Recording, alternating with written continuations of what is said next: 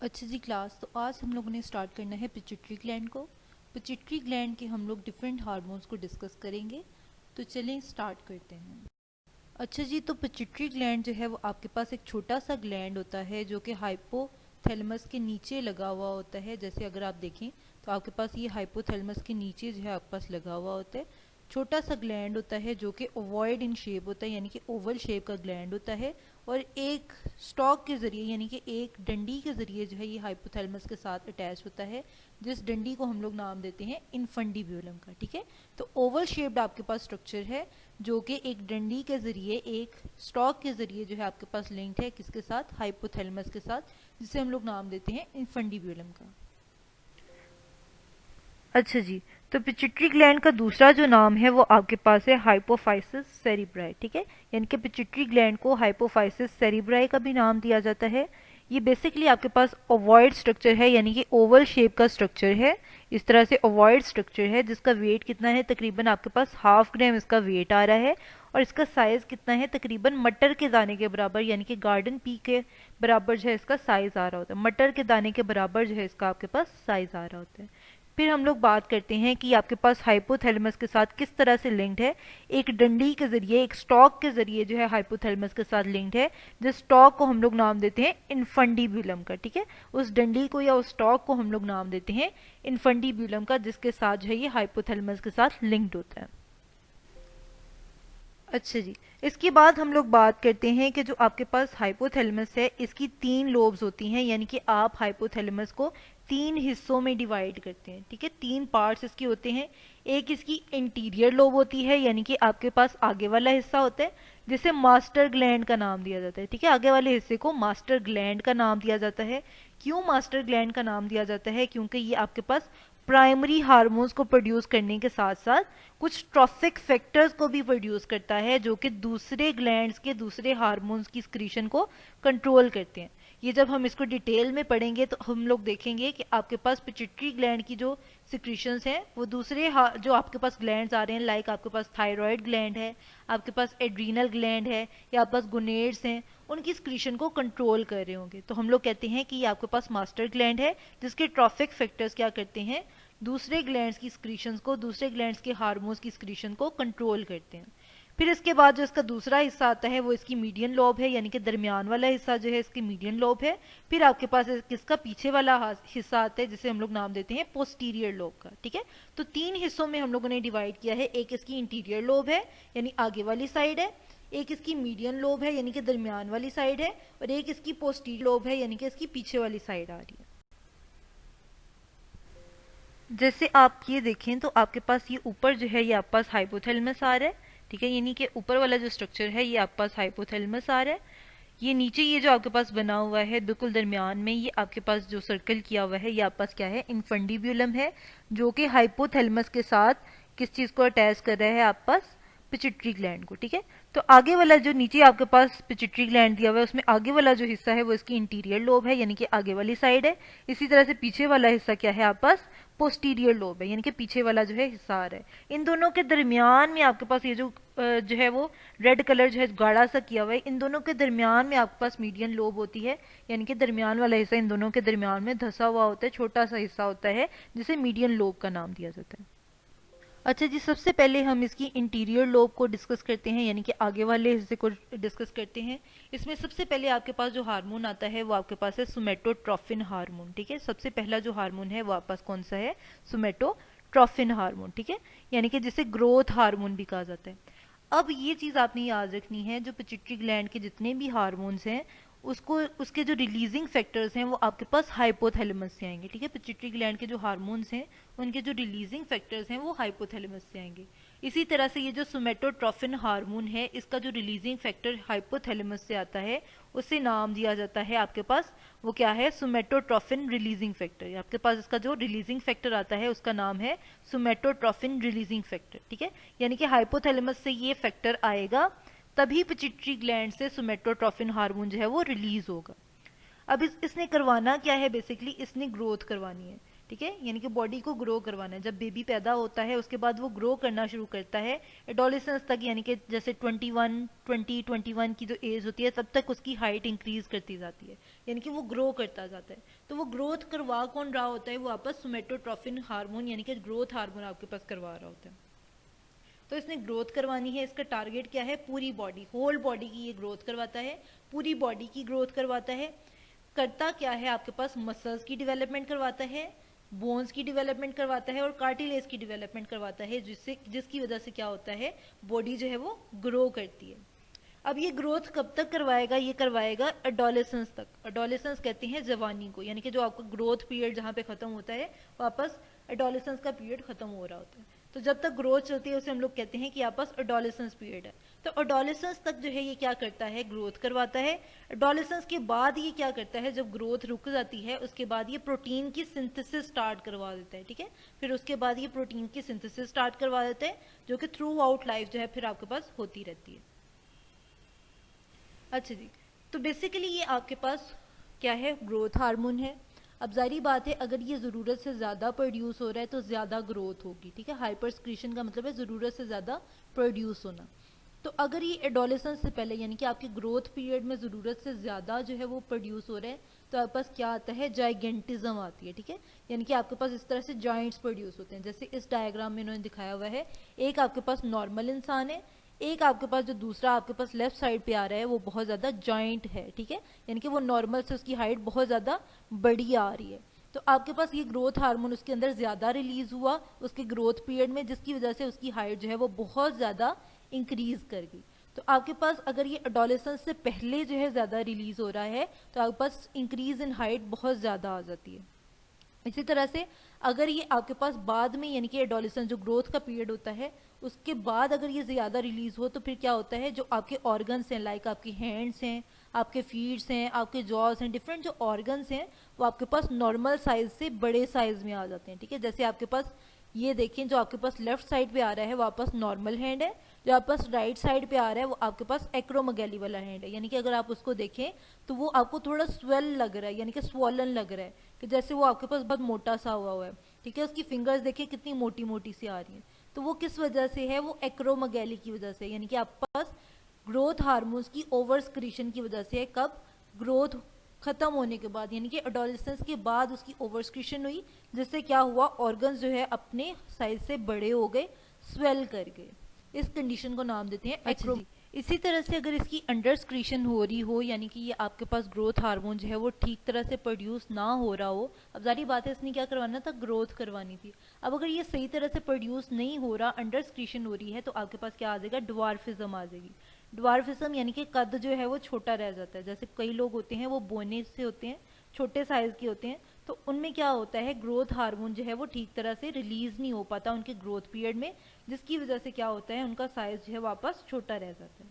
ठीक है, इसके अलावा हम लोग बात करते हैं कि अगर जैसे आपकी बुक में भी मेंशन किया होगा कि अंडर स्क्रीशन में क्या होता है, आपके पास इस तरह के सिम्टम्स आते हैं कि जैसे थायराइड ग्लैंड जो है वो ठीक तरह से काम नहीं कर रहा, या फिर एड्रीनल ग्लैंड ठीक तरह से काम नहीं कर रहा।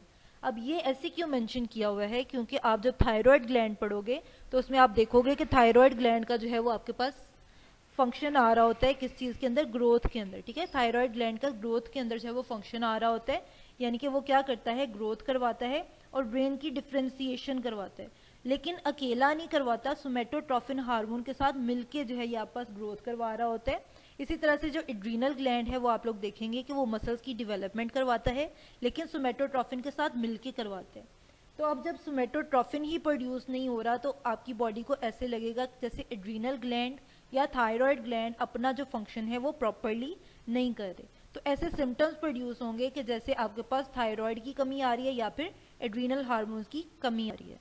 अच्छा जी, नेक्स्ट आपके पास आ जाता है थायराइड स्टिमुलेटिंग हार्मोन। ठीक है, अब ये भी आपके पास पिट्यूटरी ग्लैंड से प्रोड्यूस होने। हम लोगों ने बात की थी पिट्यूटरी ग्लैंड के जितने भी हार्मोन हैं उनके जो रिलीजिंग फैक्टर्स हैं वो कहाँ से आएंगे, हाइपोथैलेमस से आएंगे। तो इसका जो रिलीजिंग फैक्टर हाइपोथैलेमस से आता है उसका नाम आपके पास है TRH, थायराइड रिलीजिंग हार्मोन। ठीक है, थायराइड रिलीजिंग हार्मोन हाइपोथैलेमस से आएगा। हाइपोथैलेमस से कहाँ पे आएगा, पिट्यूटरी ग्लैंड में। पिट्यूटरी ग्लैंड से फिर क्या प्रोड्यूस होगा, आपके पास TSH यानी कि थायराइड स्टिमुलेटिंग हार्मोन आपके पास प्रोड्यूस होगा पिट्यूटरी ग्लैंड से।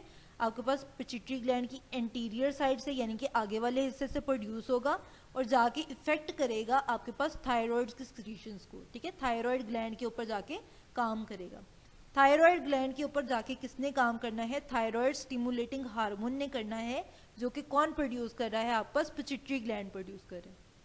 जबकि पिट्यूटरी ग्लैंड से किसके रिस्पॉन्स में प्रोड्यूस हो रहा है? थायराइड रिलीजिंग हार्मोन के रिस्पॉन्स में आपके पास जो है वो प्रोड्यूस हो रहा है। अच्छा जी, तो ये क्या करता है? ये आपके पास जो TSH है यानी कि थायराइड स्टिमुलेटिंग हार्मोन है, ये थायराइड के ऊपर जब जाके लगेगा तभी थायराइड जो है अपने हार्मोन्स जो है वो रिलीज करवाएगा। थायराइड के अपने हार्मोन्स कौन से होते हैं वो हम लोग थायराइड ग्लैंड में पढ़ेंगे कि आपके पास T3 हार्मोन होता है, T4 हार्मोन होता है और आपके पास कैल्सिटोनिन होता है, ठीक है। यानी कि थायराइड के अपने जो हार्मोन्स हैं वो आपके पास है T3, T4 और कैल्सिटोनिन। थायराइड अपने हार्मोन्स तब तक रिलीज नहीं करेगा जब तक आपके पास TSH यानी कि थायराइड स्टिमुलेटिंग हार्मोन उसके ऊपर आके अटैच नहीं होगा। अटैच होगा तभी T3, T4 और कैल्सिटोनिन जो है उसको रिलीज किया जाएगा। अगर अटैच नहीं होगा तो T3, T4 और कैल्सिटोनिन को रिलीज नहीं किया जाएगा। इस चीज़ को हम लोग समझते हैं इस डायग्राम से। जैसे हम लोग देखते हैं कि ऊपर ब्रेन में यानी कि पिट्यूटरी ग्लैंड में क्या प्रोड्यूस हुआ? TSH प्रोड्यूस हुआ यानी कि थायराइड स्टिमुलेटिंग हार्मोन प्रोड्यूस हुआ। उसने क्या किया? वो आके लगेगा आपके पास यहाँ पे थायराइड ग्लैंड के ऊपर। जब थायराइड ग्लैंड पे लगेगा तो तभी थायराइड ग्लैंड अपने हार्मोन्स प्रोड्यूस करेगा यानी कि T3, T4 और आपके पास कैल्सिटोनिन तभी आपके पास जो है वो प्रोड्यूस करेगा, ठीक है। यानी कि आपके पास थायराइड स्टिमुलेटिंग हार्मोन अगर थायराइड पे आके लगेगा तभी थायराइड ग्लैंड जो है वापस क्या करेगा? अपने हार्मोन जो है प्रोड्यूस करेगा। अब बॉडी को पता कैसे चल रहा है कि कब TSH को उसने प्रोड्यूस करवाना है, कब आपके पास जो है थायराइड ग्लैंड जो है अपनी स्क्रीशन रिलीज करवाए? अब इस चीज को जो कंट्रोल करता है वो आपके पास करता है T4। T4 को हम लोग नाम देते हैं थायरॉक्सिन का, ठीक है। T4 को कहा जाता है थायरॉक्सिन, ठीक है। थायरॉक्सिन जो है इसको कंट्रोल करता है, ठीक है। तो T4 यानी कि थायरॉक्सिन अगर आपकी ब्लड के अंदर उसकी कमी आ रही है यानी कि उसका लेवल फॉल कर रहा है थायरॉक्सिन का, तो वो स्टिमुलस के तौर पे काम करता है, TSH के पास मैसेज लेके जाता है। यानी कि अगर ब्लड के अंदर T4 की कमी आ रही है तो वो TSH को इंक्रीज करवाएगा, इसकी स्क्रीशन को ज्यादा करवाएगा, ठीक है। TSH की स्क्रीशन ज्यादा होगी, TSH फिर जाके क्या करेगा? थायराइड ग्लैंड के ऊपर लगेगा और आपके पास थायराइड ग्लैंड की स्क्रीशंस को प्रोड्यूस करवाएगा यानी कि T3, T4 और कैल्सिटोनिन को प्रोड्यूस करवाएगा। इसी तरह से अगर ब्लड में पहले ही आपके पास T3, T4 ज्यादा है तो आपको जरूरत नहीं है कि थायराइड ग्लैंड अपने हार्मोन्स है वो प्रोड्यूस करे। तो T4 का ज्यादा होना ब्लड में ये भी स्टिमुलस के तौर पे काम करेगा, आपके पास TSH के ऊपर जाएगा और क्या करवाएगा? आपके पास TSH को कम करवाएगा, ठीक है, TSH को इनहिबिट करवा देगा। जब ये इनहिबिट होगा तो जारी बात है आपके पास थायराइड के ऊपर आके लगेगा नहीं। जब लगेगा नहीं आपके पास थायराइड के ऊपर तो आपके पास कोई भी T3, T4 या कैल्सिटोनिन प्रोड्यूस नहीं होगा, ठीक है। तो जब थायराइड पे लगेगा नहीं तो कोई भी T3, T4 या कैल्सिटोनिन प्रोड्यूस नहीं होगा। तो आपके पास कौन कंट्रोल कर रहा है? आपके पास थायरॉक्सिन का लेवल ब्लड में TSH की स्क्रीशन को जो है वो कंट्रोल कर रहा है, एज स्टिमुलस का काम कर रहा है।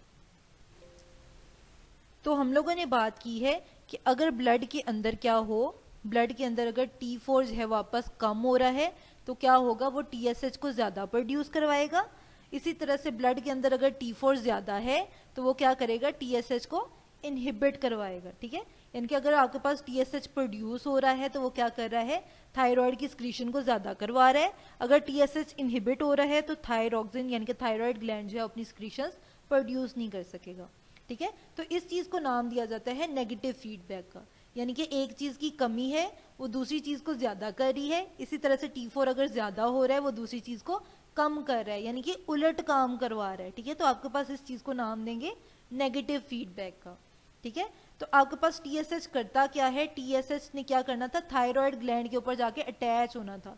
तो हम लोग कहते हैं थायराइड ग्लैंड के ऊपर TSH रिसेप्टर्स होते हैं जिसके ऊपर TSH जाके अटैच होता है।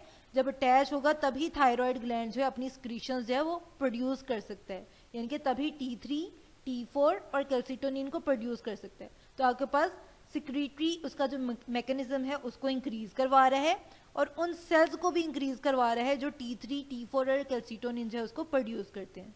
यानी कि क्या है कि TSH जो है आपके पास जाके अटैच होता है थायराइड ग्लैंड के ऊपर। कुछ जगह होती हैं जिन्हें हम लोग नाम देते हैं TSH रिसेप्टर साइट्स का, उसके ऊपर जाके TSH जो है वो अटैच होता है। फिर क्या करता है, स्क्रीशंस को ज़्यादा करता है, यानी कि आपके पास थायराइड ग्लैंड की स्क्रीशंस को ज़्यादा करता है और उनके नंबर को भी ज़्यादा करता है, यानी कि उन सेल्स को भी ज़्यादा करता है जो T3, E4 और कैल्सिटोनिन को प्रोड्यूस कर रहे हैं। अच्छा जी, नेक्स्ट हार्मोन आपके पास है एड्रीनोकॉर्टिकोट्रॉफिक हार्मोन। ठीक है, एड्रीनोकॉर्टिकोट्रॉफिक हार्मोन, इसके नाम से पता चल रहा है कि ये एड्रीनल ग्लैंड को कंट्रोल करेगा। एड्रीनल ग्लैंड कौन सा होता है, हम लोग देखते हैं किडनी के ऊपर ट्राइंगुलर शेप का छोटा सा ग्लैंड होता है येलो कलर का, जिसे हम लोग नाम देते हैं एड्रीनल ग्लैंड का। अब ये जो एड्रीनोकॉर्टिकोट्रॉफिक हार्मोन है ये आपके पास पिट्यूटरी ग्लैंड से प्रोड्यूस हो रहा है। हम लोगों ने बात की थी पिट्यूटरी ग्लैंड के जितने भी हार्मोन्स हैं उनके रिलीजिंग फैक्टर कहाँ से आते हैं, हाइपोथैलेमस से। तो इसका रिलीजिंग फैक्टर भी आपके पास हाइपोथैलेमस से आएगा, जिसको हम लोग नाम देते हैं कॉर्टिकोट्रॉफिन रिलीजिंग फैक्टर। ठीक है, कॉर्टिकोट्रॉफिन रिलीजिंग फैक्टर हाइपोथैलेमस से पिट्यूटरी ग्लैंड में आएगा, फिर ही पिट्यूटरी ग्लैंड से ACTH यानी कि एड्रीनोकॉर्टिकोट्रॉफिक हार्मोन जो है वो प्रोड्यूस होगा। जब आपके पास ये प्रोड्यूस होगा तो आपके पास ये क्या करेगा, ये आपके पास जाके एड्रीनल ग्लैंड के ऊपर अटैच होगा। एड्रीनल ग्लैंड पे ये अटैच होगा तभी एड्रीनल ग्लैंड अपनी स्क्रीशन है वो प्रोड्यूस कर सकता है। लाइक एड्रीनल ग्लैंड की स्क्रीशन क्या होती हैं, लाइक कॉर्टिसोल है, एल्डोस्टेरोन है, कॉर्टिसोन है, जो कि स्टीरॉयड इन नेचर है। ठीक है, तो आपके पास हम लोगों ने जैसे पीछे बात की थी कि थायराइड स्टिमुलेटिंग हार्मोन में थायरॉक्सिन का लेवल जो है उसकी TSH की स्क्रीशन को कंट्रोल कर रहा था। इसी तरह से यहाँ पे क्या होगा, स्टीरॉयड का लेवल अगर ब्लड के अंदर जो है वो कम या ज़्यादा हो, वो आपके पास ACTH की स्क्रीशन को कंट्रोल करता है। फॉर एग्जाम्पल, अगर ब्लड के अंदर जो है वो स्टीरॉयड का लेवल कम आ रहा है, ठीक है, ब्लड के अंदर अगर स्टीरॉयड का लेवल जो है वो कम आ रहा है, यानी कि अगर कॉर्टिसोल कम है या एल्डोस्टेरोन कम है या कॉर्टिसोन कम है, तो वो क्या करेगा, आपके पास ACTH को ज़्यादा प्रोड्यूस करवाएगा। ठीक है, स्टीरॉयड का कम होना ACTH को ज़्यादा प्रोड्यूस करवाएगा। क्यों ज़्यादा प्रोड्यूस करवाएगा, कि ये ज़्यादा जो ACTH प्रोड्यूस हो रहा है ये जाके एड्रीनल ग्लैंड के ऊपर अटैच हो और एड्रीनल ग्लैंड अपनी स्क्रीशंस यानी कि स्टीरॉयड्स को प्रोड्यूस करे ताकि ब्लड के अंदर स्टीरॉयड का लेवल ज़्यादा हो सके। इसी तरह से अगर ब्लड के अंदर स्टीरॉयड्स पहले से ही ज़्यादा हैं, यानी कि एल्डोस्टेरोन, कॉर्टिसोल, कॉर्टिसोन जो एड्रीनल ग्लैंड ने प्रोड्यूस करने थे वो पहले ही ज़्यादा हैं, तो ये क्या करेगा, ACTH को इनहिबिट कर देगा, इनहिबिट करेगा ताकि एड्रीनल ग्लैंड के ऊपर ये अटैच ही ना हो। जब अटैच ही नहीं होगा तो एड्रीनल ग्लैंड अपनी स्क्रीशंस जो है वो प्रोड्यूस नहीं करेगा, यानी कि स्टीरॉयड्स प्रोड्यूस नहीं करेगा, क्योंकि ब्लड में पहले से स्टीरॉयड्स जो हैं वो आपके पास ज़्यादा आ रहे हैं। ठीक है, तो स्टीरॉयड्स का लेवल जो है आपके पास इसको कंट्रोल कर रहा है। फिर उसके बाद हम लोग कहते हैं कि स्ट्रेस की कंडीशन में, लाइक आपके पास पेन है, कोल्ड है, हीट है या इन्फेक्शन है या फ्राइड है, उस कंडीशन में आपके पास ACTH जो है वो ज़्यादा प्रोड्यूस हो रहा होता है। क्यों ज़्यादा प्रोड्यूस हो रहा होता है, कि ये आपको उस कंडीशन में एनर्जी प्रोवाइड करता है। ये आगे जाके हम लोग देखेंगे कि किस तरह से एनर्जी जो है वो ज़्यादा प्रोवाइड करता है। ठीक है, तो आपके पास जो है वो स्ट्रेस की कंडीशन में ये प्रोड्यूस होता है आपके पास और एनर्जी जो है वो बॉडी को प्रोवाइड करता है। ठीक है, इसके अलावा हम लोग बात करते हैं कि आपके पास किडनी के जो फंक्शंस हैं उनको डिस्टर्ब करता है, यानी कि किडनी के फंक्शंस को कंट्रोल करता है। किस तरह से कंट्रोल करता है, हम लोगों ने बात की थी कि ACTH क्या करता है, आपके पास एड्रीनल ग्लैंड के ऊपर जाके इसने अटैच होना है, अटैच होगा तभी एड्रीनल ग्लैंड अपने हार्मोन्स जो है वो प्रोड्यूस कर सकता है। लाइक कॉर्टिसोल है, कॉर्टिसोन है, एल्डोस्टेरोन है, जितने की आपके पास एड्रीनल ग्लैंड के हार्मोन्स हैं वो तभी प्रोड्यूस होंगे जब ACTH उसके ऊपर जाके लगेगा, अदरवाइज वो प्रोड्यूस नहीं होंगे। ठीक है, तो फॉर एग्जांपल ये आपके पास जो है वो लगा है आपके पास जाके एड्रीनल ग्लैंड के ऊपर, तो एड्रीनल ग्लैंड से कॉर्टिसोल प्रोड्यूस हुआ है। ये हम लोग एक एग्जांपल कर रहे हैं कि for example ACTH adrenal gland के ऊपर जाके अटैच हुआ है और कॉर्टिसोल जो है वापस प्रोड्यूस हुआ है। अब कॉर्टिसोल जो है वो आपके पास क्या करता है, वो आपकी स्लीप अवेक साइकिल में जो है वो हेल्प कर रहा होता है, उसे मेंटेन कर रहा होता है। जैसे आप जब जाग रहे होते हो तब बॉडी के अंदर कॉर्टिसोल का लेवल बहुत ज़्यादा होता है, इसी तरह से जब वो लेवल फॉल कर जाता है, कम हो जाता है, तो आपको नींद आना शुरू हो जाती है। तो आपके पास इसकी स्क्रीशंस किसके कंट्रोल में है, आपके पास ACTH के कंट्रोल में है, एड्रीनोकॉर्टिकोट्रॉफिक हार्मोन के कंट्रोल, एड्रीनोकॉर्टिकोट्रॉफिक हार्मोन के कंट्रोल में थी। ठीक है, तो अब ये आपके पास जो है वो एड्रीनल ग्लैंड है। ठीक है, ये किडनी के ऊपर जो आपको ट्राइंगुलर शेप का नजर आ रहा है, ये जो आपके पास ट्राइंगुलर शेप का ग्लैंड नजर आ रहा है, ये आपके पास क्या है, ये आपके पास है एड्रीनल ग्लैंड। हम लोग कहते हैं इसके ऊपर जब तक ACTH आके अटैच नहीं होगा, ACTH आके अटैच नहीं होगा, तब तक ये अपनी स्क्रीशन जो है वो प्रोड्यूस नहीं कर सकता। यानी कि स्टीरॉयड्स तब प्रोड्यूस करेगा, स्टीरॉयड्स यानी कि कॉर्टिसोल वगैरह जो है वो तब प्रोड्यूस करेगा, कॉर्टिसोल, एल्डोस्टेरोन या कॉर्टिसोन जो है वो तभी प्रोड्यूस करेगा अगर ACTH इसके ऊपर आके अटैच होगा। अगर अटैच नहीं होगा तो आपके पास ये अपने हार्मोन्स जो है वो प्रोड्यूस नहीं कर सकेगा। तो आप पास इसको रेगुलेट कौन कर रहा है, इसकी स्क्रीशंस को रेगुलेट कौन कर रहा है, ACTH कर रहा है, जो कि कहाँ से आ रहा है, आपके पास पिट्यूटरी ग्लैंड से आ रहा है। अच्छा जी, तो पीछे हम लोगों ने बात की थी कि ये आपके पास क्या करता है, स्ट्रेस की कंडीशन में आपके पास प्रोड्यूस होता है और आपके पास क्या करता है, एनर्जी प्रोवाइड करता है। एनर्जी किस तरह से प्रोवाइड करता है कि आपके पास एक तो ग्लूकोजेनेसिस करवा रहा होता है, यानी कि ग्लूकोज की सिंथेसिस करवा रहा होता है। दूसरा आपके पास ये लिपोलाइसिस करवाता है, यानी कि लिपिड्स की ब्रेकडाउन करवाता है जहां से एनर्जी प्रोड्यूस होती है। और इसके अलावा ये आपके पास प्रोटियोलाइसिस करवाता है, यानी कि प्रोटीन्स की ब्रेकडाउन करवाता है जिससे एनर्जी प्रोड्यूस होती है। तो स्ट्रेस की कंडीशन में ये आपके पास इस तरह से ब्रेकडाउन से क्या कर रहा होता है, एनर्जी की प्रोडक्शन करवा रहा होता है। अच्छा जी, नेक्स्ट आपके पास है गुनेडोट्रोफिन हार्मोन, ठीक है, यानी कि जो गुनेड्स से रिलेटेड है। यानी कि गुनेड्स क्या है आपके पास, गुनेड्स आपके पास है जैसे फीमेल्स के अंदर ओवरीज होती हैं, मेल्स के अंदर टेस्टीज होते हैं, ये गुनेड्स हैं, ठीक है। तो गुनेड्स की स्क्रीशंस को, यानी कि गुनेड्स की अपनी स्क्रीशन है, ओवरीज की अपनी स्क्रीशन है, लाइक प्रोजेस्टेरॉन है आपके पास, एस्ट्रोजन है, या बस ओवरी की स्क्रीशन है, ठीक है। इसी तरह से टेस्टीज की अपनी स्क्रीशन है, लाइक टेस्टोस्टेरॉन जो है वापस टेस्टीज की स्क्रीशन है। तो आपके पास गुनेड की स्क्रीशन को जो कंट्रोल कर रहा है वो आपके पास है गुनेडोट्रोफिन हार्मोन, ठीक है। अब गुनेडोट्रोफिन हार्मोन आपके पास 3 हार्मोन्स हैं जो कि पिट्यूटरी ग्लैंड से रिलीज होते हैं। सबसे पहले आपके पास है फॉलिकल स्टिमुलेटिंग हार्मोन, ठीक है। दूसरा आपके पास है ल्यूटिनाइजिंग हार्मोन यानी कि LH, जिसको मेल्स के अंदर ICSH यानी कि इंटरस्टिशियल सेल स्टिमुलेटिंग हार्मोन का नाम दिया जाता है। जबकि थर्ड आपके पास है प्रोलेक्टिन, जिसे जो है वो लिथोट्रॉफिक हार्मोन का भी नाम दिया जाता है। यानी कि ये 3 हार्मोन जो हैं ये आपके पास क्या हैं, ये आपके पास गुनेडोट्रोफिन हार्मोन है जो कि गुनेड्स की स्क्रीशंस को कंट्रोल करते हैं। अब ये कहाँ पे प्रोड्यूस हो रहे हैं, ये आपके पास पिट्यूटरी ग्लैंड की एंटीरियर साइड पे यानी कि आगे वाले हिस्से में प्रोड्यूस हो रहे हैं। अब हम लोगों ने बात की थी पिट्यूटरी ग्लैंड के जितने भी हार्मोन्स हैं उसके कोई ना कोई रिलीजिंग फैक्टर होंगे जो कि हाइपोथैलेमस से प्रोड्यूस होंगे। तो अब आपके पास जो पहले 2 हार्मोन आ रहे हैं यानी कि फॉलिकल स्टिमुलेटिंग हार्मोन और आपके पास ल्यूटिनाइजिंग हार्मोन, इन दोनों का जो रिलीजिंग फैक्टर है वो आपके पास कॉमन होता है, यानी कि एक ही रिलीजिंग फैक्टर है जो कि आपके पास जब रिलीज होगा तो इन दोनों हार्मोन्स को वो स्क्रीट करवाएगा, ठीक है। तो ये आपके पास कॉमन रिलीजिंग फैक्टर को शेयर करते हैं, यानी कि आपके पास हाइपोथैलेमस से जब वो रिलीजिंग फैक्टर आएगा तो आपके पास फॉलिकल स्टिमुलेटिंग हार्मोन और जो आपके पास ल्यूटिनाइजिंग हार्मोन है ये दोनों जो है आपके पास प्रोड्यूस होंगे। जबकि जो दूसरा आपके पास थर्ड वाला हार्मोन है प्रोलेक्टिन, वो आपके पास कंटिन्यूअसली पिट्यूटरी ग्लैंड से प्रोड्यूस होता रहता है और उसको इनहिबिट करवाने के लिए आपके पास पिट्यूटरी ग्लैंड में उसको इनहिबिट करवाने के लिए आपके पास हाइपोथैलेमस से मैसेज आता है, आपके पास उसका इनहिबिटरी फैक्टर आता है जिसे PIH का नाम देते हैं, यानी कि प्रोलेक्टिन इनहिबिटिंग हार्मोन का नाम देते हैं, ठीक है। यानी कि आपके पास प्रोलेक्टिन जो है वो कंटिन्यूअसली पिट्यूटरी ग्लैंड में से प्रोड्यूस हो रहा है, उसको इनहिबिट करवाने के लिए हाइपोथैलेमस से एक फैक्टर आ रहा है जिसे हम लोग प्रोलेक्टिन इनहिबिटिंग हार्मोन का नाम दे रहे हैं, यानी कि PIH का नाम दे रहे हैं। अच्छा जी, अब हम बारी बारी इन हार्मोन्स का काम देखेंगे कि ये करते क्या है। सबसे पहले जो थर्ड वाला था प्रोलेक्टिन, सबसे पहले हम उसका काम देखते हैं।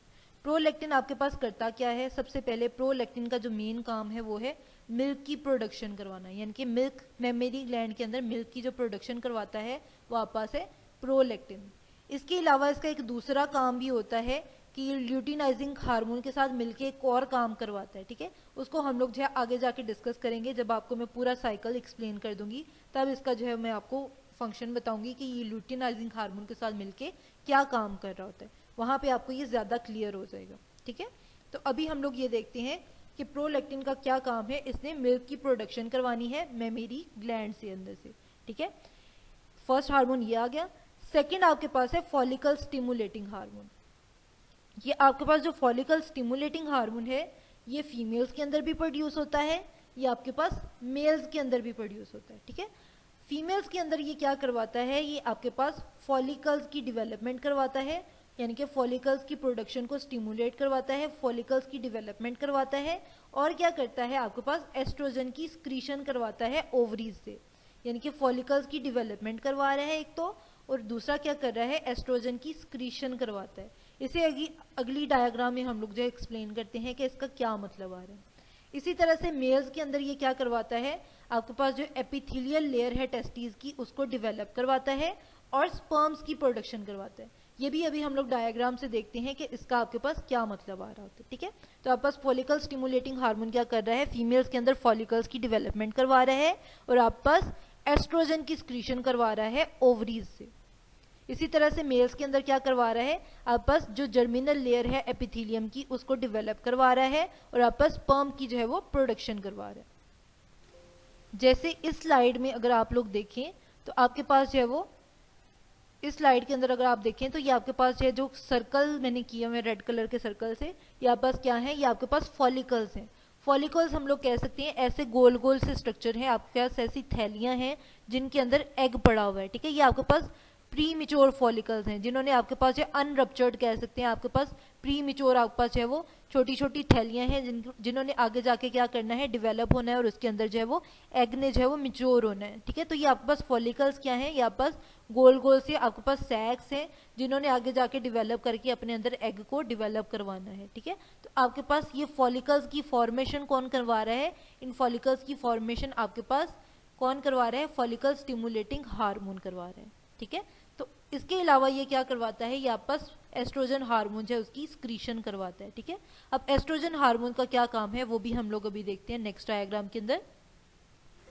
अच्छा जी, तो हम लोग देखते हैं कि आपके पास एस्ट्रोजन क्या करता है। एस्ट्रोजन बेसिकली आपके पास दो आपके पास ओवरीज होती हैं फीमेल बॉडी में, जैसे आपके पास एक ये ओवरी नजर आ रही है, एक आपके पास ये ओवरी नजर आ रही है। ठीक है, यानी कि एक लेफ्ट साइड पे है, एक आपके पास राइट साइड पे है। ठीक है, तो ओवरीज से ये क्या करवाता है, आपके पास एस्ट्रोजन हार्मोन जो है उसको स्क्रीट करवाता है। अब एस्ट्रोजन हार्मोन का काम क्या होता है, ये आपस इस तरह से ट्रेवल करता है, यानी कि ये जो फ्लोपियन ट्यूब आ रही है इससे ये ट्रेवल करता है और यूट्रस के अंदर आता है। ठीक है, यूट्रस के अंदर आके ये क्या करता है, ये जो एंडोमेट्रियम जो आपके पास लेबल किया हुआ है, यानी कि ये यूट्रस की जो अंदर वाली वॉल है इसको वॉस्कुलराइज करवाता है, यानी कि इसको थिक करवाता है। क्यों थिक करवाता है, क्योंकि इसके ऊपर बेबी ने आके इम्प्लांट होना होता है।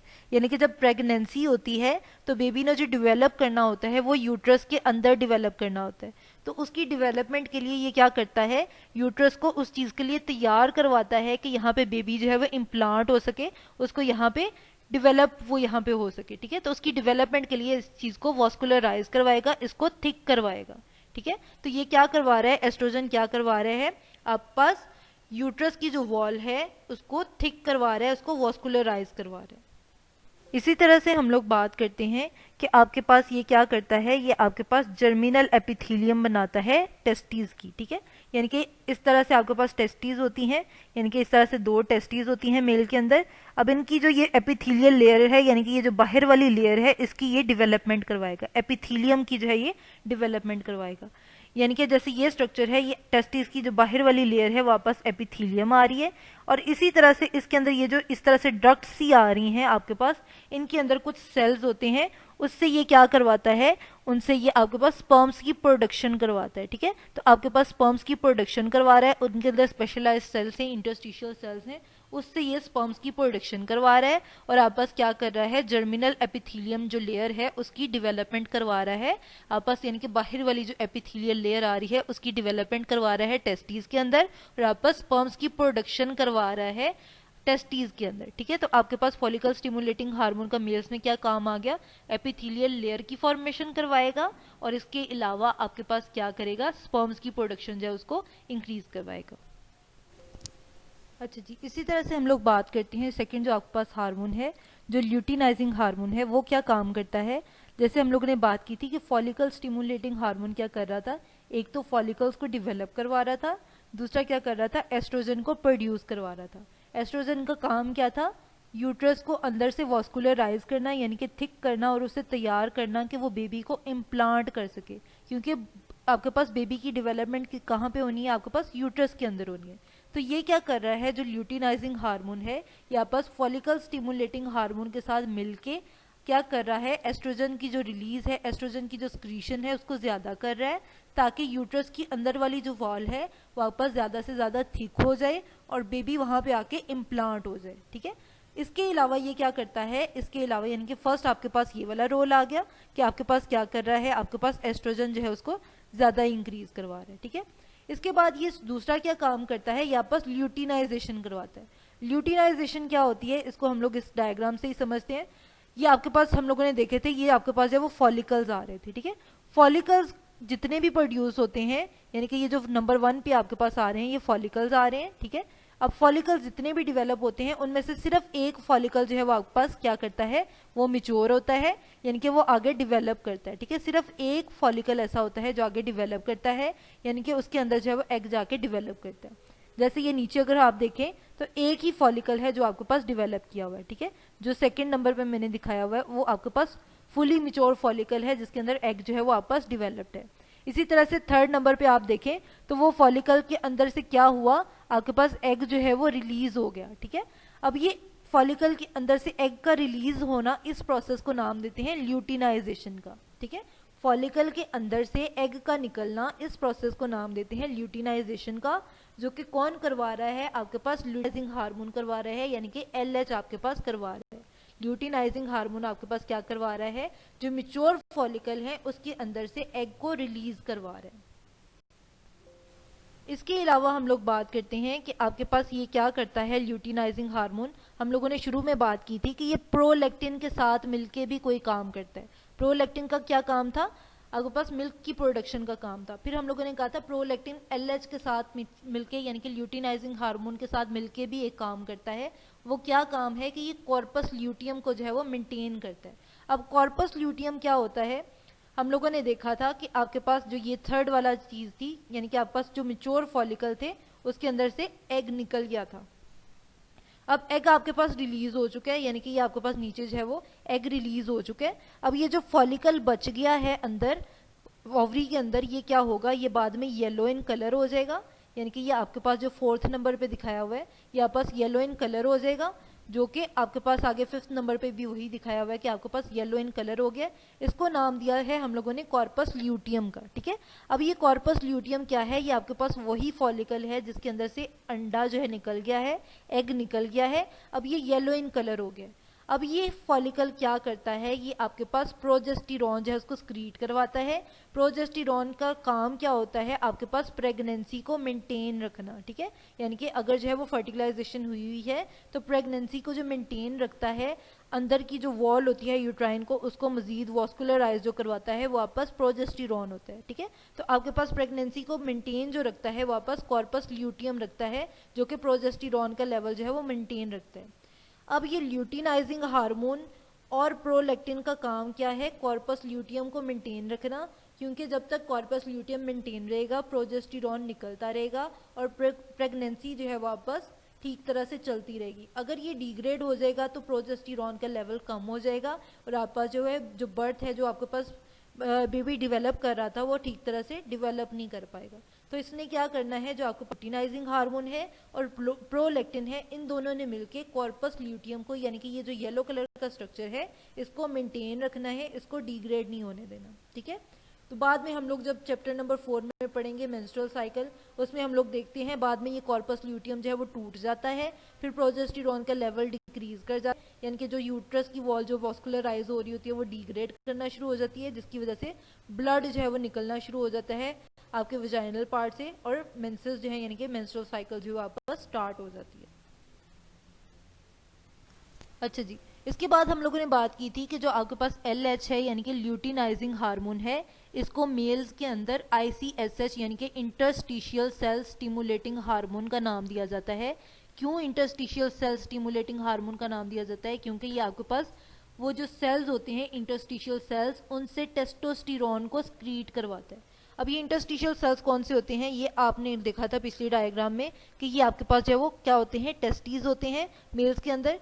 इनके अंदर इस तरह से जो छोटी छोटी ये इस तरह से डक्ट्स होती हैं, उनके दरमियान आपके पास जो वो सेल्स आ रहे होते हैं, जिसे हम लोग नाम देते हैं इंटरस्टिशियल सेल्स का। यानी कि इधर आपके पास जो है वो सेल्स आ रहे होते हैं इंटरस्टिशियल सेल्स, जो कि क्या करते हैं, आपके पास टेस्टोस्टेरोन को प्रोड्यूस करवाते हैं।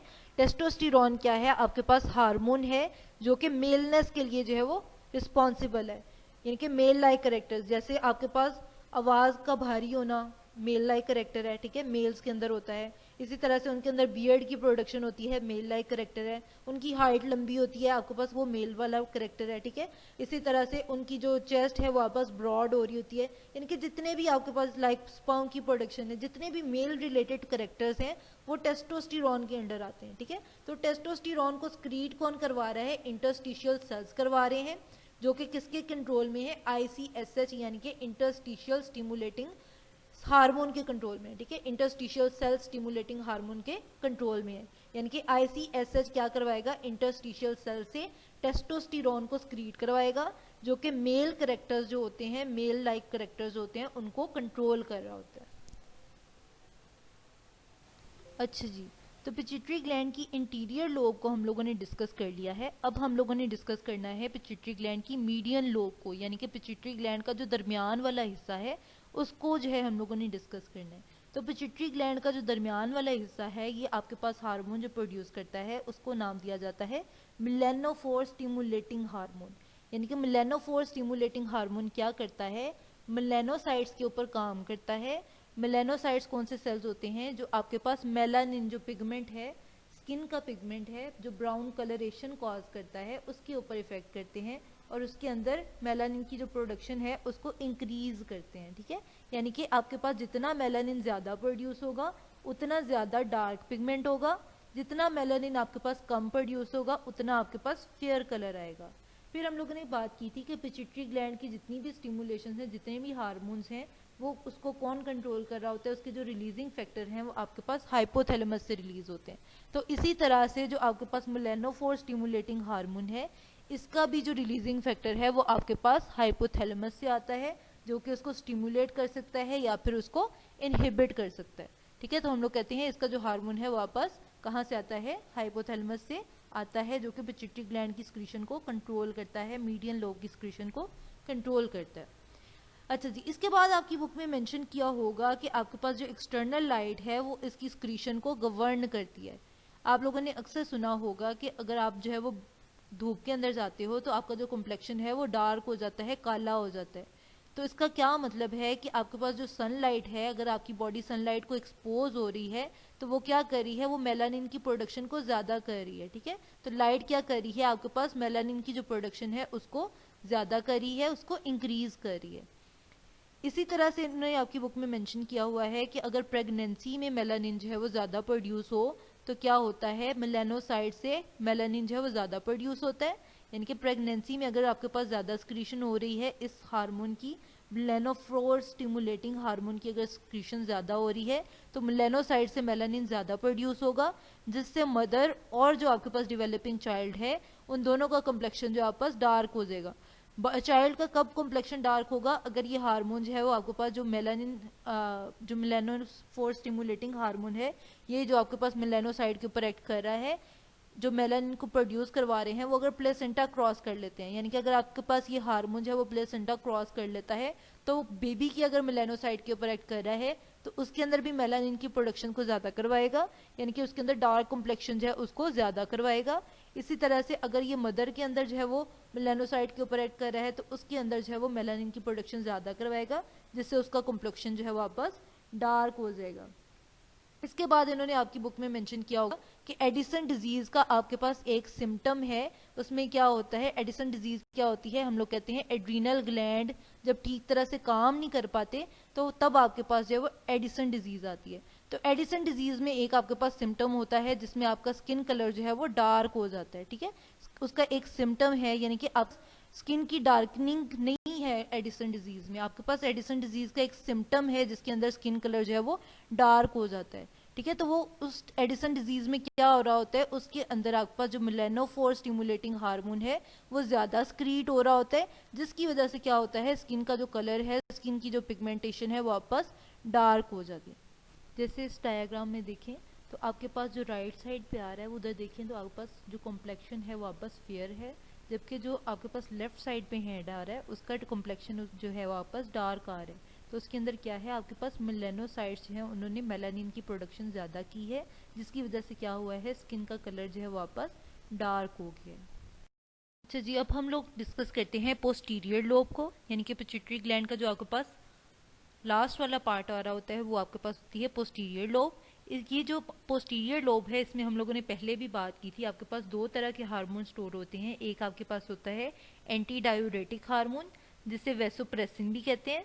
ठीक है, अब इस हार्मोन का काम क्या होता है, ये आपके पास किडनी की जो कलेक्टिंग डक्ट होती है, यानी कि आपके पास ये जो लास्ट वाला पार्ट आ रहा होता है किडनी का, इसके अंदर से क्या करता है, जो वाटर है उसको रीअब्जॉर्ब करवाता है। ठीक है, यानी कि जो पीछे से फिल्ट्रेट आ रहा होता है उसके अंदर से वाटर की रीअब्जॉर्प्शन करवाता है। ठीक है, यानी कि पानी जो है उसको रीअब्जॉर्ब करके बॉडी के अंदर ले जाता है, तो जिसके रिजल्ट में क्या होता है, आपके पास कंसंट्रेटेड यूरिन जो है वापस प्रोड्यूस होता है। तो ये क्या करवा रहा है, कलेक्टिंग डक्ट के अंदर से वाटर को रीअब्जॉर्ब करवा रहा है, जिससे क्या हो रहा है, आपके पास कंसंट्रेटेड यूरिन जो है वापस प्रोड्यूस हो रहा है। अच्छा जी, तो एंटी डायूरेटिक हार्मोन आपके पास रिलीज कब होता है, एंटी डायूरेटिक हार्मोन हम कहते हैं कि रिलीज तब होता है जब आपके पास ब्लड प्रेशर लो आ रहा होता है या ब्लड वॉल्यूम लो आ रहा होता है। वॉल्यूम का मतलब है उसके अंदर लिक्विड की अमाउंट कम आ रही है, सेलुलर अमाउंट आपके पास ज्यादा आ रही है। इसी तरह से अगर उसके अंदर हाई इजमोटिक प्रेशर आ रहा है, यानी कि सॉल्ट की अमाउंट ज्यादा आ रही है, आपके पास वाटर की अमाउंट कम आ रही है, यानी कि बॉडी के अंदर वाटर की कमी आ रही है, तब आपके पास क्या होगा कि आपके पास एंटी डायूरेटिक हार्मोन है उसको स्क्रीट करवाया जाएगा, ताकि वो नेफ्रॉन की कलेक्टिंग डक्ट के ऊपर काम करे, उधर से वाटर को रीअब्जॉर्ब करवाए और कहाँ पे लेके आए, आपके पास बॉडी के अंदर, यानी कि आपके ब्लड के अंदर या आपकी बॉडी के अंदर जो है उस वाटर को दोबारा लेके आए, वाटर के लेवल को मेंटेन कर दे। तो हम लोग कहते हैं जब ब्लड के अंदर वाटर लो आ रहा होता है, आपके पास ऑस्मोटिक प्रेशर आपके पास ज़्यादा आ रहा होता है, सॉल्ट्स ज़्यादा आ रहे होते हैं और आप बस वाटर जो है वो लो आ रहा होता है, तो तब आपके पास एंटी डायूरेटिक हार्मोन स्क्रीट करवाया जाता है, जो कि क्या करता है, कलेक्टिंग डक्ट से वाटर को अब्जॉर्ब करवा के बॉडी के अंदर ले आता है। तो आपके पास ये जो है, जो ब्लड के वॉल्यूम का लो होना या ऑस्मोटिक प्रेशर का ज्यादा होना, इसको डिटेक्ट कौन करता है, इसको डिटेक्ट करते हैं ऑस्मो रिसेप्टर्स। अब ऑस्मो रिसेप्टर्स क्या होते हैं, आप लोगों ने चैप्टर नंबर 15 में पढ़ा था कि ऑस्मो रेगुलेशन क्या होती है, वाटर और सॉल्ट्स के लेवल को मेंटेन करना, इसे हम लोग नाम देते हैं ऑस्मो रेगुलेशन का। तो ऑस्मो रेगुलेशन को, यानी कि आपके पास सॉल्ट और वाटर की कंसंट्रेशन को के अंदर अगर कोई कमी या ज्यादती आ रही होती है, उस चेंज को जो डिटेक्ट करते हैं वापस होते हैं ऑस्मो रिसेप्टर्स। यानी कि वाटर या सॉल्ट की कंसंट्रेशन में कोई कमी या ज्यादती आ रही होती है, तो उसको जो एक्सेप्ट करते हैं, उसको जो डिटेक्ट करते हैं, वापस होते हैं ऑस्मो रिसेप्टर्स। वो डिटेक्ट करके उस मैसेज को हाइपोथैलेमस के पास देते हैं। अब हाइपोथैलेमस ने क्या करना है, आपके पास उसने रिलीज करवाना है एंटी डायूरेटिक हार्मोन, जो कि फिर क्या करेगा, कलेक्टिंग डक्ट से वाटर को रीअब्जॉर्ब करवाएगा और फिर आपके पास क्या करेगा, जो आपके पास वाटर का लेवल है उसको बॉडी के अंदर मेंटेन करवाएगा। तो हम लोग कहते हैं कि आपके पास वो क्या करता है, वो आपके पास ऑस्मो रिसेप्टर जब मैसेज को डिटेक्ट करते हैं तो आपके पास हाइपोथैलेमस को वो मैसेज देते हैं। हाइपोथैलेमस के जो न्यूरॉन्स होते हैं, जिन्हें हम लोगों ने नाम दिया था न्यूरोस्क्रीटरी सेल्स का, यानी कि ऐसे न्यूरॉन्स जो कि स्क्रीशंस प्रोड्यूस करते हैं, उनकी स्क्रीशंस कौन सी थी, हम लोगों ने देखा था उसमें एक क्लस्टर जो था वो आपके पास क्या कर रहा था, आपके पास एंटी डायूरेटिक हार्मोन और ऑक्सीटोसिन की प्रोडक्शन कर रहा था। तो न्यूरोस्क्रीटरी सेल क्या करते हैं, फिर एंटी डायूरेटिक हार्मोन जो है उसको प्रोड्यूस करवाते हैं और आपके पास फिर वो पोस्टीरियर लोब से कहाँ पे जाता है, वो आपके पास नेफ्रॉन के ऊपर जाता है, यानी कि किडनी में जाता है, नेफ्रॉन पे काम करता है और वहां से वाटर की रीअब्जॉर्प्शन करवाता है। तो फिर इसका इफेक्ट क्या हुआ आपके पास एडीएच का, जाहिर बात है इसने क्या करना है, वाटर की रीअब्जॉर्प्शन करवानी है। तो हम लोग कहते हैं कि अगर एंटी डायूरेटिक हार्मोन यानी कि एडीएच जो है आपकी बॉडी में बहुत ज्यादा प्रोड्यूस हो रहा है, तो ये बहुत ज्यादा रीअब्जॉर्प्शन करवाएगा नेफ्रॉन से, यानी कि उसकी कलेक्टिंग डक्ट से बहुत ज्यादा वाटर को रीअब्जॉर्ब करवाएगा, जिसके रिजल्ट में क्या होगा, आपके पास बहुत ज्यादा कंसंट्रेटेड यूरेन जो है वो प्रोड्यूस होगा। इसी तरह से अगर इसकी कंसंट्रेशन बॉडी के अंदर लो आ रही है, यानी कि बॉडी सही तरह से एंटी डायूरेटिक हार्मोन प्रोड्यूस नहीं कर रही, इसका लेवल लो आ रहा है, तो फिर क्या होगा, आपके पास डाइल्यूट यूरिन प्रोड्यूस होगा, यानी कि ऐसा यूरिन प्रोड्यूस होगा जिसमें वाटर की क्वांटिटी ज्यादा आएगी, सॉल्ट्स की क्वांटिटी उसके अंदर कम आएगी। ऐसी कंडीशन को हम लोग नाम देते हैं डायबिटीज इंस्पाइडस का। ठीक है, ये आपके पास डायबिटीज मेलाइटस नहीं है जिसके अंदर ग्लूकोज लेवल जो है वो ज्यादा हो रहा होता है, ये आपके पास डायबिटीज इंस्पाइडस है जिसके अंदर क्या होता है कि आपके पास क्योंकि एंटी डायोरेटिक हार्मोन जो है वो आपके पास कम आ रहा है, वाटर रीअब्जॉर्ब नहीं हो रहा, तो क्या हो रहा है आपके पास ज्यादा एक्सेस में जो वाटर है वो बॉडी से बाहर जा रहा है, यानी कि डाइल्यूट यूरिन प्रोड्यूस हो रहा है, ऐसा यूरिन जिसके अंदर वाटर की क्वांटिटी जो है वो बहुत ज्यादा है वो प्रोड्यूस हो रहा है। बॉडी के अंदर वाटर की कमी आ रही है जिसकी वजह से क्या होगा, आपके अंदर डाइल्यूट यूरिन प्रोड्यूस होगा, वाटर की कमी आएगी और हर वक्त जो है वो थर्स्ट वाली कंडीशन रहेगी, यानी कि प्यास लग रही होगी, क्योंकि बॉडी के अंदर से कंटिन्यूसली वाटर जो है वो बाहर जाता जा रहा है, बॉडी जो है वो डिहाइड्रेशन का शिकार हो जाएगी, थर्स्ट ज्यादा लगेगी, वाटर लेवल जो है बॉडी का वो आपके पास कम हो जाएगा, क्योंकि आपके पास वाटर जो है वो रीअब्जॉर्ब नहीं हो रहा होता है, एंटी डायोरेटिक हार्मोन आपके पास प्रोड्यूस नहीं हो रहा होता, जिसने क्या करना होता है वाटर को रीअब्जॉर्ब करवाना होता है। ठीक है, तो उस कंडीशन में क्या आ जाती है आपके पास डायबिटीज इंस्पाइडस आ जाती है, जिसमें डाइल्यूट यूरिन जो वापस प्रोड्यूस हो रहा होता है। अच्छा जी, इसके बाद हम लोग लास्ट हार्मोन की बात करते हैं पोस्टीरियर ग्लैंड की। ठीक है, पोस्टीरियर लोब की, कि पोस्टीरियर लोब जो है वो आपके पास ऑक्सीटोसिन हार्मोन जो है उसको भी रिलीज करवाता है। अब ऑक्सीटोसिन हार्मोन का काम क्या होता है कि ये आपके पास सर्फिक्स को जो रीजन है, जो आपके पास सर्विक्स का रीजन है उसके अंदर डिस्टेंशन कॉज करवाता है। अब सर्विक्स का कौन सा रीजन है, ये अगर आप लोग देखें, ये आपको जो ये नजर आ रहा है, जो बेबी से नीचे नजर आ रहा है, ये आपके पास क्या है, ये सर्वेक्स वाला रीजन है जिसको हम लोगों ने 1 से डिनोट किया हुआ है, ये आपके पास कौन सा है, सर्वेक्स वाला रीजन है। इसके अंदर डिस्टेंशन कॉज करवाता है, यानी कि इसके अंदर जो है वो कॉन्ट्रेक्शन और रिलैक्सेशन कॉज करवाता है। कब रिलीज होता है, जब आपके पास प्रोजेस्टेरॉन का लेवल जो है वो कम हो रहा होता है, बॉडी के अंदर प्रोजेस्टेरॉन जो है जब कम हो रहा होता है, यानी कि जब आपके पास जब 9 मंथ रहता है बेबी, जब डेवलप कर रहा होता है, तो प्रोजेस्टेरॉन जो है वो प्रेगनेंसी को मेंटेन कर रहा होता है। जब आपके पास ऑनसेट ऑफ बर्थ होनी होती है, यानी कि जब बेबी ने बाहर आना होता है, तब प्रोजेस्टेरॉन का लेवल डिक्रीज कर जाता है, जिसकी वजह से क्या होता है, सर्वेक्स के अंदर डिस्टेंशन जो है वो कॉज होती है, यानी कि कॉन्ट्रेक्शन और रिलैक्सेशन कॉज होती है, जिसकी वजह से क्या होता है, लेबर पेन प्रोड्यूस होती है। तो लेबर पेन को प्रोड्यूस कौन करवा रहा है, बेसिकली आपके पास ऑक्सीटोसिन करवा रहा है। ठीक है, यही आपके पास उन्होंने आपकी बुक में मेंशन किया होगा ड्यूरिंग पेट्रिट्यूएशन। पेट्रिट्यूएशन कौन सा है, आपके पास मैकेनिज्म है गिविंग बर्थ का। ठीक है, बर्थ देने के मैकेनिज्म को उन्होंने नाम दिया है पार्टिट्यूएशन का। ठीक है, और इसी तरह से सकलिंग का जो प्रोसेस है उसके अंदर भी आपके पास ऑक्सीटोसिन हार्मोन जो है वो काम कर रहा होता है। अब सकलिंग का कौन सा प्रोसेस होता है, हम लोग कहते हैं मेमेरी ग्लैंड में जो है वो आपके पास मिल्क पड़ा होता है, बेबी जब आपके पास मेमेरी ग्लैंड को सक करता है और उसके अंदर से मिल्क जो है वो बाहर आता है, वो आपके पास वो क्या कर रहा होता है, वो सकलिंग कर रहा होता है, जो बेबी कर रहा होता है वो सक कर रहा होता है, वो सकलिंग का प्रोसेस कर रहा होता है, जिसके जरिए क्या होता है, मिल्क की इजेक्शन होती है, मिल्क जो है वो बाहर आता है मेमेरी ग्लैंड से। तो आपके पास ऑक्सीटोसिन क्या कर रहा है, आपके पास सकलिंग करवा रहा है, यानी कि आपके पास मिल्क की इजेक्शन करवा रहा है मेमोरी ग्लैंड से, और आपके पास क्या कर रहा है, लेबर पेन कॉज करवा रहा है। तो वही आपकी बुक में इन्होंने मेंशन किया हुआ है कि इसका जो मेन काम है वो किसके ऊपर है, स्मूथ मसल्स के ऊपर है। ठीक है, यानी कि ये आपके पास ये जो डायग्राम थी, इसमें ये जो साइड के मसल्स आ रहे थे, जो यूट्रस के मसल्स थे, ये स्मूथ मसल्स थे, ये कॉन्ट्रैक्ट और रिलैक्स करेंगे, जिसके जरिए फिर आपके पास क्या होगा, आपके पास बेबी को वो आगे को पुश करेंगे, फिर बेबी जो है वो सर्वेक्स से निकलेगा, विजाइना वाले पार्ट में आएगा, और फिर अल्टीमेटली क्या हो जाएगा, बॉडी से बाहर आ जाएगा, यानी कि बेबी की बर्थ हो जाएगी। तो ये आपके पास क्या कर रहा है, आपके पास चाइल्ड बर्थ के अंदर जो है वो आपके पास हेल्प कर रहा है, स्मूथ मसल्स को कॉन्ट्रैक्ट और रिलैक्स करवा रहा है, जिससे बेबी जो है वो अगली साइड की तरफ पुश हो रहा है। और इसके अलावा ये क्या करवाता है, ये इजेक्शन करवाता है मिल्क की फ्रॉम मेमोरी ग्लैंड, यानी कि आपके पास जो मेमोरी ग्लैंड्स आ रहे हैं उसके अंदर से मिल्क को बाहर निकलवाएगा, इजेक्शन करवाएगा मिल्क की फ्रॉम मेमोरी ग्लैंड। ये इसके आपके पास दो जो है वो मेन फंक्शंस आ जाते हैं। इसके अलावा ऑक्सीटोसिन जो है, इसको जो है वो कडलिंग हार्मोन या लव हार्मोन का भी नाम दिया जाता है, जो कि बेसिकली क्या करता है, जब आप पहले पहले किसी को लाइक करते हो तो जो लाइकनेस वाली फीलिंग जो कॉज कर रहा होता है वो आपस ऑक्सीटोसिन होता है। ठीक है, यानी कि जैसे मदर और चाइल्ड का जो बॉन्ड होता है वो भी कौन बना रहा होता है, वो आपस ऑक्सीटोसिन हार्मोन बना रहा होता है। तो ये आपके पास थे ऑक्सीटोसिन के मेन फंक्शंस। अच्छा जी, तो इसके साथ ही हमारे पास पिट्यूटरी ग्लैंड जो है वो खत्म हो गया है। हम लोगों ने जो है इसके सारे फंक्शंस जो है वो आपस डिस्कस कर लिए हैं।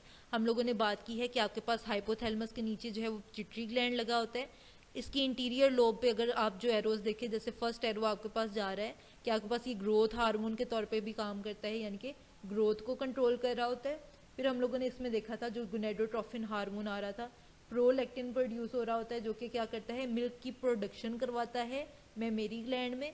इसी तरह से जो बाकी गोनेडोट्रोफिक हार्मोन थे, यानी कि जैसे ल्यूटिनाइजिंग हार्मोन था और फॉलिकल स्टिमुलेटिंग हार्मोन था, वो हम लोगों ने देखा था दोनों हार्मोन्स ओवरीज और टेस्टिस के ऊपर काम कर रहे थे। आपके पास डिफरेंट हार्मोन्स की स्क्रीशन यानी कि एस्ट्रोजन, प्रोजेस्टेरॉन और टेस्टोस्टेरॉन की जो स्क्रीशंस थी उनको कंट्रोल कर रहे थे। फिर हम लोगों ने देखा था कि इसके अंदर ACTH हार्मोन भी प्रोड्यूस होता है, यानी कि एड्रीनोकॉर्टिकोट्रोफिक हार्मोन भी प्रोड्यूस होता है जो एड्रीनल ग्लैंड की जो स्क्रीशंस है उनको कंट्रोल करता है। इसी तरह से इसके अंदर थायराइड स्टिमुलेटिंग हार्मोन भी प्रोड्यूस होता है जो कि थायराइड की स्क्रीशंस को कंट्रोल कर रहा होता है। इसी तरह से हम लोगों ने बात की थी कि पोस्टीरियर साइड से पिट्यूटरी ग्लैंड के पिछले हिस्से से क्या प्रोड्यूस हो रहा होता है, आपके पास दो हार्मोन प्रोड्यूस होते हैं। एक आपके पास एंटी डायोरेटिक हार्मोन है जिसे वेसोप्रेसिन का नाम दिया जाता है, जो कि क्या करता है, किडनी के नेफ्रॉन्स के ऊपर काम करता है और वहाँ से आपके पास जो वाटर है उसकी रीअब्जॉर्प्शन करवाता है और कंसनट्रेटेड यूरिन की फॉर्मेशन करवाता है। इसी तरह से जो दूसरा हार्मोन था वो आपके पास ऑक्सीटोसिन था, जो कि क्या कर रहा था, आपके पास यूट्रस के ऊपर काम कर रहा था, आपके पास लेबर पेन जो है उसको कॉज करवाता, जिससे आपके पास चाइल्ड की बर्थ का मैकेनिज्म आ जाता है। इसी तरह से वो मेमोरी ग्लैंड के ऊपर जो है वो काम कर रहा था और मिल्क की इंजेक्शन करवा रहा था फ्रॉम मेमोरी ग्लैंड। तो ये आपके पास था पिट्यूटरी ग्लैंड, जिसे अभी हम लोगों ने फिनिश कर लिया। ठीक है।